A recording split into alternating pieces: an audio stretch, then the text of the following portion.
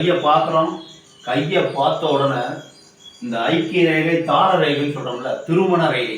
இந்த திருமண ரேகை புதன் விட்டு சைடில் இருக்கிறது திருமண ரேகை. அந்த திருமண ரேகையில புள்ளி, கருப்பு புள்ளி இருக்குன்னு வச்சுக்க, வாழ்க்கை துணை மரணம் அடைவதற்கு வாய்ப்பு உண்டு.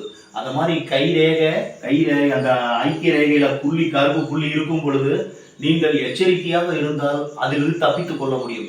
இறை வழிபாடு, அந்த வரனை நல்ல வரனா தேர்ந்தெடுத்து எச்சரிக்கையாக இருந்தால் முன்னெச்சரிக்கையாக பார்த்துக்கலாம். இந்த மாதிரி ரேகையில கருப்பு புள்ளி இருந்தால் வரன், அதாவது திருமணமான வாழ்க்கை துணை மரணம் அடைவதற்கு வாய்ப்பு உண்டு.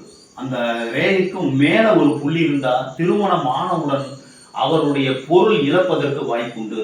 விதி ரேகையில ஆரம்பத்துல தீவு இருந்ததுன்னா பிறந்த உடனே பெற்றோர்களை இழப்பதற்கு வாய்ப்பு உண்டு. இந்த மாதிரி கையில தவறுதலான ரேகைகளை கூட கண்டுபிடிக்கலாம். தவறு நடக்க போகிறது என்பதை ஈஸியா நம்ம